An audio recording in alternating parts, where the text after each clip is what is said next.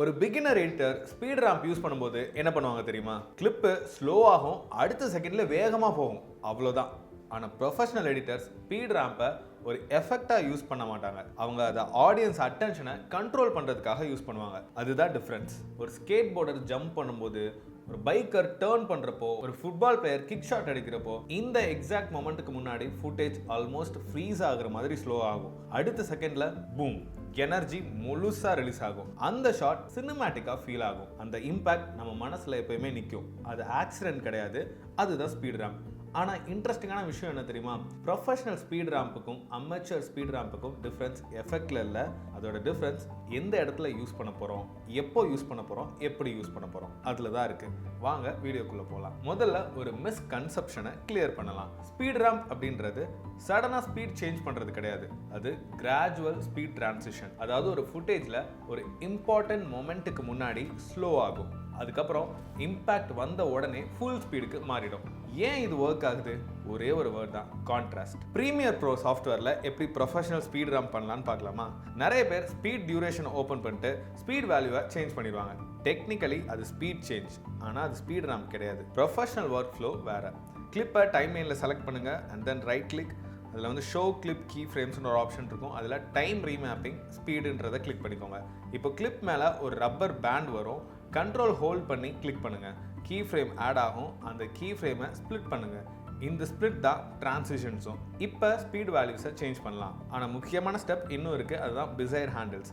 ஹேண்டில்ஸை வெளியே ட்ராக் பண்ணி ஸ்மூத்தான ஒரு கர்வை உருவாக்கணும். இதுதான் சினிமேட்டிக் லுக். ஷார்ப் பாயிண்ட் வச்சா என்ன ஆகும்? ஸ்பீடு ஜம்ப் ஆகும். வியூவர்ஸ் ரேம்பை ஃபீல் பண்ண மாட்டாங்க, நோட்டீஸ் பண்ணிடுவாங்க. அது ஒரு அமெச்சர் லுக். ஸ்மூத்தான கர்வ் இருந்தால் தான் டிரான்சிஷன் இன்விசிபிளாக இருக்கும். அதுதான் ப்ரொஃபஷனல் லுக். ப்ரொஃபஷனல் எடிட்டர்ஸ் ஆக்ஷனை 3 பார்ட்ஸாக பார்ப்பாங்க. Before impact, impact, after impact. Best placement என்ன? இம்பேக்ட் வர்றதுக்கு ஜஸ்ட் கொஞ்சம் முன்னாடி ரேம்ப் டவுனாக இருக்கணும். இம்பேக்ட் ஃப்ரேமில் ஸ்பீட் டேர்ன் ஆகணும். இம்பேக்ட்டுக்கு அப்புறம் ரேம்ப் அப்பாக இருக்கணும்.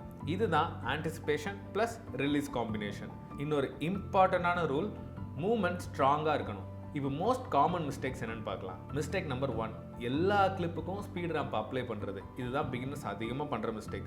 ஒரு வீடியோ முழுக்க ரேம்ப் மட்டும் இருந்தால் ரேம்ப் ஸ்பெஷலாக ஃபீல் ஆகாது. ஸ்பீட் ரேம்ப்ஸ்க்கு கான்ட்ராஸ்ட் தேவை. அதனால ஒரு வீடியோவில் 2 இல்லைனா 3 பீக் மூமெண்ட்ஸ் மட்டும் சூஸ் பண்ணிக்கோங்க. மிஸ்டேக் நம்பர் 2, ஷார்ப்பான கீ ஃப்ரேம்ஸ். நிறைய பேர் ஸ்பீடை இன்ஸ்டண்ட்டாக சேஞ்ச் பண்ணுறாங்க. அது ரேம்ப் இல்லை, ஸ்விட்ச். ஆல்வேஸ் ஸ்மூத் பிஸியர் கர்வ்ஸ் இருக்கிற மாதிரி பார்த்துக்கோங்க. ஸ்னாப் தெரிஞ்சால் டிரான்சிஷன் ஜோனை வைடன் பண்ணுங்கள். Mistake number 3, wrong frame rate. இதுதான் ரொம்ப இம்பார்ட்டன்ட். 24 ஃப்ரேம்ஸ் per second ஃபுட்டேஜை எக்ஸ்ட்ரீம் ஸ்லோ மோஷன் பண்ணுறாங்க அப்படின்னா ஃபுட்டேஜ் வந்து ரொம்ப சாப்பி ஆகும். ஏன்னா கேமரா கேப்சர் பண்ண ஃப்ரேமோட கவுண்ட் ரொம்ப குறையாக இருக்கும். சிம்பிள் ரூல், ஒரு நல்ல ஸ்பீட் ராம்ப் ஷார்ட்ஸ் ஷூட் பண்ணணும்னா 60 ஃப்ரேம்ஸ் per second மினிமம் இருக்கணும்.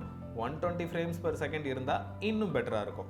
24 ஃப்ரேம்ஸ் per second ஃபுட்டேஜை யூஸ் பண்ணுறீங்கன்னா 50%க்கு கீழே ஸ்லோ பண்ணும்போது ப்ராப்ளம்ஸ் ஆரம்பிக்கலாம். அதனால் ஆப்டிக்கல் ஃப்ளோ யூஸ் பண்ணுங்கள். ப்ரீமியர் ஆர்டிஃபிஷியல் ஃப்ரேம்ஸ் கிரியேட் பண்ணி ஸ்மூத்தரான ஒரு ரிசல்ட்டை கொடுக்கறதுக்கு ட்ரை பண்ணோம். இப்போ மோஸ்ட் அண்டர் ரேட்டட் டாபிக் என்னென்னா மோஷன் பிளர். ஹானஸ்ட்லி மோஸ்ட் டுட்டோரியல்ஸில் இதை பற்றி பேசவே மாட்டாங்க. ஆனால் சினிமேட்டிக் ஸ்பீட் ராம்புக்கும் அமெச்சர் ஸ்பீட் ராம்புக்கும் இதுதான் பிக்கஸ்ட் டிஃப்ரென்ஸ். ஒரு ஃபுட்டேஜ் ஸ்லோ ஆகும்போது மோஷன் பிளர் நேச்சுரலி கேரி ஆகணும். அப்போ தான் மூமெண்ட் ஃபிசிக்கல் வெயிட் இருக்கிற மாதிரி ஃபீல் ஆகும். மோஷன் பிளர் இல்லைன்னா ஃபுட்டேஜ் ஷார்ப்பாக இருக்கும், டிஜிட்டல் ஃபீல் வரும், மூமெண்ட் ரொபோட்டிக்காக இருக்கும்.